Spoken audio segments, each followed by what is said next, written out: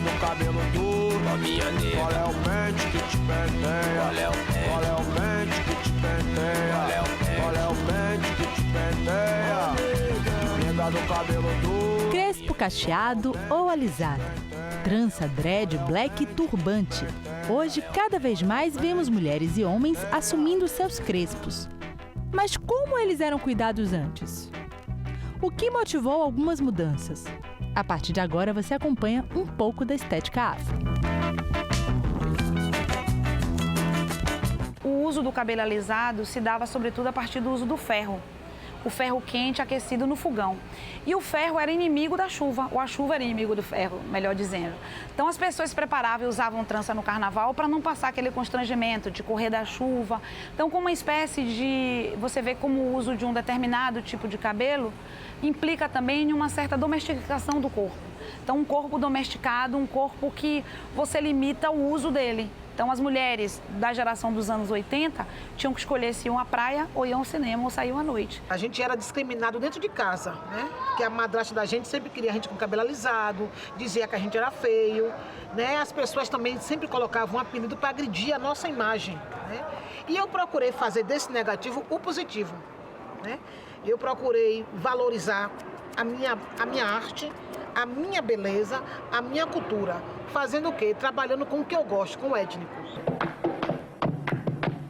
Me alacé el cabello, me polvé la cara, y entre mis entrañas siempre resonaba la misma palabra. Negra, negra, negra, negra, negra, negra, negra. No contexto mundial e sob a influência dos Estados Unidos, os anos 60, o movimento Black Power vinha com uma proposta política, né, de transformação da sociedade, e eles entendiam que essa revolução política, econômica, antirracista não podia ocorrer também sem a afirmação de uma estética, sem a afirmação de um dos fenótipos negros mais rejeitados, digamos assim, no contexto mundial. Isso é interessante porque, embora haja miscigenação, você vê, a Bahia é um estado mestiço, o Brasil é um país mestiço, mas a marca do cabelo crespo é indelével, né? No contexto brasileiro, sobretudo no contexto baiano, a gente tem um outro movimento importante que é na década de 70, final da década de 70, final da ditadura, momento de redemocratização da sociedade brasileira, uma proposta estética do Ileaê, que vem afirmar o cabelo crespo como um dos elementos identitários, um dos elementos de combate ao racismo, porque a gente sabe que o corpo negro é um corpo também significado ou interpretado através de dinâmicas racistas. Então, como uma forma de combate ao racismo, o Ileaê também propõe uma estética corporal negra, que envolve os tons de cores mais fortes, né? É uma geração de negros brasileiros, de afrodescendentes no Brasil, que eram recomendados a usar tons mais pastéis, tons sobre tons. Então, o Ileaê vem com uma proposta estética que o cabelo é importante, mas também um conjunto de adereços e o uso de cores que remetem às cores dos países africanos. Na África, o cabelo era usado como marcador de uma presença étnica, de um estado civil. Através dos turbantes, era possível saber se a mulher era casada ou viúva, por exemplo. A trança é uma coisa que já vem de ancestralidade, né? Os nossos ancestrais sempre usou por questão de higiene, né? O que fazia? Trançava o cabelo, ia fazer seus afazeres com um torço ou um turbante na cabeça. Quando chegava à noite, devido ao cansaço, tirava seus torços e o cabelo já estava sempre arrumado, né? E a gente, para aproveitar para fazer essas tranças, nos filhos também dos nossos senhores, porque viu o nosso cabelo tão bonito que queriam também, né? E a gente não trança cabelo só de perna, só do negro, não. São pessoas. E a trança vem do cocó, da trança de três. O cocó é aquele enroladinho, no que Jumelândia usou um Gil, tripão, sim, verdade. né? Ali é coisa de ancestralidade. Nós sabemos que essa cultura vem dos nossos antepassados, né? Mas com o surgimento do Ilê, nós conseguimos recriar, né? Dar uma outra forma nos turbantes e conseguimos também elevar a autoestima da mulher negra. Eu tenho cabelo duro, mas não um miolo mole. Sou afro-brasileiro puro, é mulata minha prole. Eu tenho cabelo duro, mas não um miolo mole. Sou afro-brasileiro puro, é mulata minha prole. Parte da história dos turbantes vem também das religiões, né? O uso de turbante no espaço religioso, por isso que eu insisto em dizer que a estética afro é uma estética que tem uma proposta, uma história, uma proposta política, porque também ele recupera elementos que estão lá nos terreiros, né? 3 anos que eu me dedico à pesquisa do turbante e à difusão da prática através dos workshops. Que isso aí começou a acontecer de uma forma bem natural mesmo, assim, deu querer entender um pouco mais o que acontecia, e aí as pessoas começaram a me pedir também para ensinar. Dentro da minha pesquisa, sempre busquei estar atenta a essas raízes bem fortes que a gente tem aqui, essas dinossauras dos turbantes, né, Dete Lima, Negra Joe, que são influências maravilhosas e referências que eu tenho muito forte, assim, como mulheres que representam para mim essa cultura aqui. De hoy en adelante no quiero laciar mi cabello. ¡No quiero! Y voy a reírme de aquellos que por evitar, según ellos, que por evitarnos algún sinsabor llaman a los negros gente de color. ¿Y de qué color? ¡Negro! ¿Y qué lindo suena? ¡Negro! ¿Y qué ritmo tiene? ¡Negro, negro, negro, negro, negro, negro, negro, negro, negro, negro, negro, negro! Eu tenho cabelo duro, mas não. No próximo programa, você acompanha a segunda parte da matéria Cabelo Afro. É mulata minha prole. Não vivo em cima do muro, da canga eu sou minha bola. É desaforo eu não incluo, comigo é o freguês que escolhe. Eu tenho cabelo duro, mas não um miolo mole.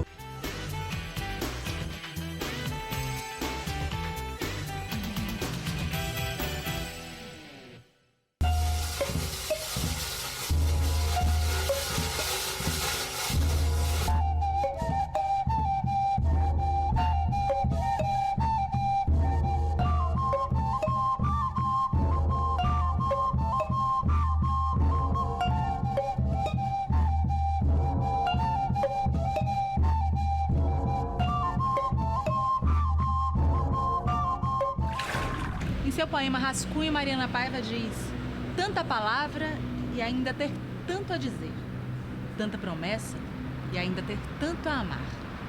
É dessa mulher cheia de muitos amores, não só pela prosa, pela poesia, pelos contos, mas também pelo jornalismo cultural, algo que a gente tem em comum. Verdade. Né? Eu queria saber um pouquinho de você, como é que você avalia a mídia, a imprensa cultural, de uma maneira geral, no nosso país. O que eu acho mais legal dessa coisa de jornalismo cultural é você fazer jornalismo cultural se você é apaixonado por cultura. Eu acho que um bom jornalista de cultura, ele precisa ser alguém que faz tudo aquilo sobre o qual ele escreve fora do trabalho, né? Então, se você é um bom leitor, se você ouve muita música, se você gosta de pesquisar novos filmes, novas cinematografias que você nunca assistiu antes, acho que essa é uma pessoa que pode ser um bom jornalista cultural, além de saber escrever bem, claro. Mas acho que isso é um bom pressuposto. Acho que alguém que não tem esses interesses fora daquela hora do trabalho, fora do expediente, acho que essa pessoa dificilmente vai ser um bom jornalista de cultura. Você falou um pouco do perfil. Eu queria saber um pouquinho de como você lê ou percebe, né? Já que estamos dentro. A gente está aqui, por exemplo, conversando dentro de uma TV educativa, dentro de um programa de arte e cultura da TVE. Né, o Soterópolis. Então eu queria que você avaliasse um pouco a mídia, a imprensa baiana, que você também faz parte. Sim. Né? Assim. Eu acho que tem uma dificuldade, a imprensa baiana ela lida com uma dificuldade que é de perfil de público. A gente não está tendo jornalismo especializado para dar continuidade a esse interesse, a alguém que quer ter muito interesse em literatura, alguém que quer ter muito interesse na música. Então, assim, o jornalismo diário não é um lugar disso, infelizmente, porque não tem espaço para tudo isso. E aí a gente não tem o jornalismo especializado muitas vezes. Isso é uma coisa que eu acho que dificulta o trabalho. É a diferença, na verdade, da reportagem para a notícia. E a gente precisa investir nisso. Se hoje em dia as pessoas não procuram mais tanto essa informação, por exemplo, as pessoas reclamam, as pessoas não leem tanto jornal, não leem tanta revista. Isso tem uma razão. E a razão, muitas vezes, é que a gente está dando notícia, está fazendo o que a internet já faz muito mais rápido. Então a gente dá no dia seguinte, dá com uma semana de atraso o que a internet já deu. Então a gente precisa dar um conteúdo diferenciado para esse leitor. A gente precisa contar a história, que eu acho que é o que falta sempre. Aproveitando o gancho, estamos aqui no Soterópolis. Sim. Sem churumelas, vamos lá. O que a gente fez, que você acha, assim, o programa enquanto formato, existência, o que você acha, né, que é, no que você acha que ainda falta, que pode avançar? Eu acho o Soterópolis uma super conquista para a cultura baiana. Acho muito importante que a gente tenha esse espaço na televisão para discutir isso, até porque eles são muito poucos na televisão baiana. A gente tem pouquíssimos espaços para discutir cultura, para conversar sobre cultura. Acho muito importante que isso parta também de uma TV estatal. Acho que essa discussão e essa conversa é o que pode melhorar a cultura. Então tem um reflexo imediato, que é esse da gente, dos artistas se verem retratados, da gente ter possibilidade de dialogar. Acho que tudo isso também é reflexão que a gente provoca nos outros. Perdoa, Zé, por te usar no poema e contar como minhas as tuas histórias. É que por você existir, eu reinvento o mundo e descobri que posso tudo, se tiver ao menos tua lembrança. A vida pode ser boa, Zé, mesmo sem sobressaltos. E daqui de longe te escrevo esse poema que, na verdade, é uma carta, um bilhete, qualquer coisa que fale de saudade, que fale de você. Perdoa, Zé, esse meu amor desastrado. Uma coisa que eu sempre penso é que a gente tem que viver a cultura. A gente precisa, sim, ir aos museus da nossa cidade. Precisa, sim, ir às bibliotecas, saber o que tem no acervo da biblioteca da nossa cidade que a gente não sabe. Às vezes a gente vai à livraria, vamos à biblioteca para que esses espaços continuem existindo. Vamos aos museus, vamos prestigiar nossos artistas, sabe? A gente viaja o mundo inteiro, vai para o Louvre, vai para o Museu d'Orsay, mas não conhece o museu na porta da nossa casa. Vamos a ele, vamos conhecer o acervo dele, vamos conhecer os artistas da nossa terra, vamos para o nosso teatro, vamos para os nossos shows, vamos prestigiar o que a gente tem da gente para a gente saber o que o resto do mundo tem a nos oferecer depois. Um sonho, de Mariana Paiva. Então durmo, sonho, acordo e de repente, não mais que de repente, o sonho não acaba. Que os sonhos se multipliquem sempre em prosas, poesias, contos, em textos que você compartilha com a gente. Obrigada, foi um prazer.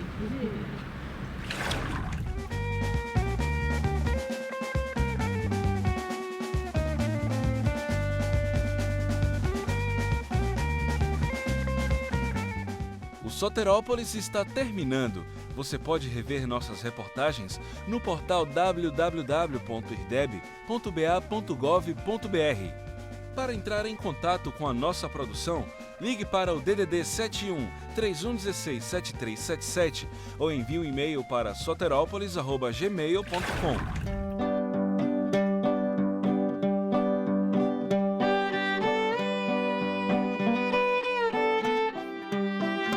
No próximo programa, a gente fala sobre o cartunista Antônio Cedrais.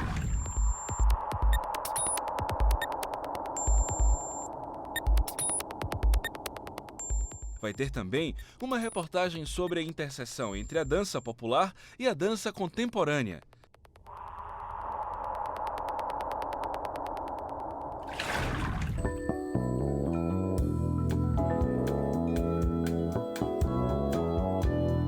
O Soterópolis termina com uma homenagem ao jornalista e crítico de cinema João Carlos Sampaio, que morreu vítima de infarto em Pernambuco, fazendo justamente o que mais gostava, a cobertura de um festival de cinema.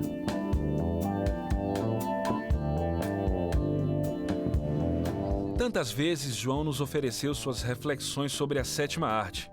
Em 2007, ele conversou com a então apresentadora do Soterópolis, Luciana Scioli, sobre a obra de Glauber Rocha. O cinema de Glauber Rocha ele era um cinema pensado de uma forma metafórica e, portanto, poética, né? Glauber fazia filmes que tinham uma simbologia muito grande, né? Os filmes de Glauber quase nunca eram um discurso para ser lido de forma literal. Quem é que vai acertar no meu olho? Tô fechado com uma chave do Padrinho Cisso.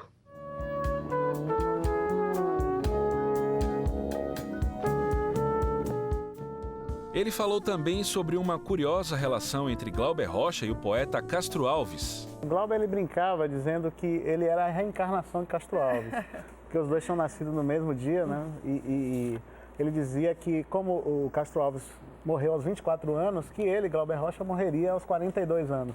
Era uma brincadeira que ele fazia, mas que quase sintomática. Ele acabou falecendo aos 43, exatamente. E foi com apenas 44 anos de idade que João Carlos Sampaio fechou o ciclo de sua própria história, deixando imensa saudade entre colegas de profissão. Um cara extremamente profissional, extremamente correto, um cara que conhecia muito de cinema e que tinha uma crítica moderna. Ele é um crítico que sabia dialogar com o seu público e com as diversas linguagens do cinema. Absolutamente dedicado ao seu ofício e de uma alma doce, sacou? É triste, né?